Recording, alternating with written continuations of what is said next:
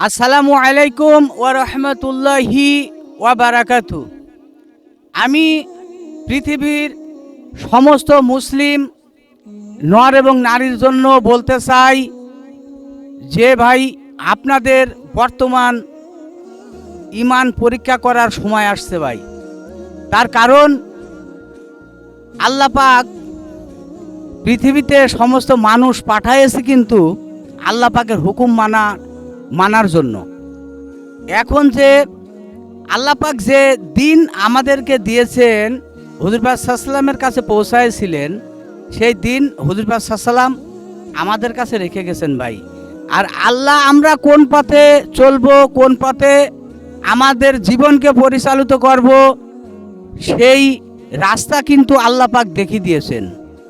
কারণ পবিত্র কোরআনের ভিতরে আল্লাহ পাক বলছেন যে কুলিল্লাহুম্মা মালিকাল মুলক তুতিল মুলকা মিম্মান তাশাউ ওয়া তানজুলুল মুলকা মিম্মান তাশাউ ওয়া তুইজ্জু মান তাশাউ ওয়া তুজিল্লু মান তাশাউ বিয়াদিকাল খায়র ইন্নাকা আলা কুল্লি শাইইন শাহিদ।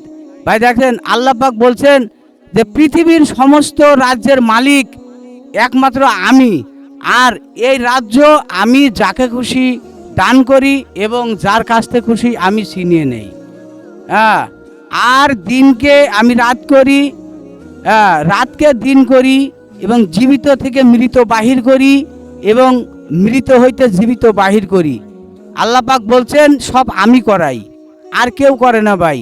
এই জন্য আপনাদের আমি উদাত্ত আহ্বান জানাই যে আল্লাহ পাক বলছেন যে তোমাদেরকে আমি খিলাফত দান করব যদি তোমরা সকলে ঈমানদার হতে পারো। সকলে ঈমানদার হলে আমি তোমাদেরকে খিলাফত দান করব তোমাদের পূর্বপুরুষদের মতো। যেমন হযরত ওমর রাদিয়াল্লাহু তাআলা আনহু কিন্তু ক্ষুদ্র একটা বাংলাদেশের বাদশা ছিলেন না, উনি অর্ধজাহানের খলিফা ছিলেন, অর্ধজাহানের বাদশা ছিলেন। এই জন্য আপনাদেরকে বলতে চাই যে আপনারা আগে ঈমানের কাছে আসেন, আগে ঈমান কি জিনিস চেনেন এবং সবাই ঈমানদার হওয়ার চেষ্টা করেন, আল্লাহর হুকুম মানেন, নবীর তরিকায় জীবন গড়ার চেষ্টা করেন। আল্লাহ পাক আপনাদেরকে খিলাফত দিবেন। আপনাদের যদি আমার এই ভিডিও যদি ভালো লাগে, আপনারা শেয়ার করে প্রত্যেকের কাছে পৌঁছে দিন। এটা আপনাদের কাছে আমার উদাত্ত আহ্বান। আসসালামু আলাইকুম ওয়া রাহমাতুল্লাহি ওয়া বারাকাতুহু।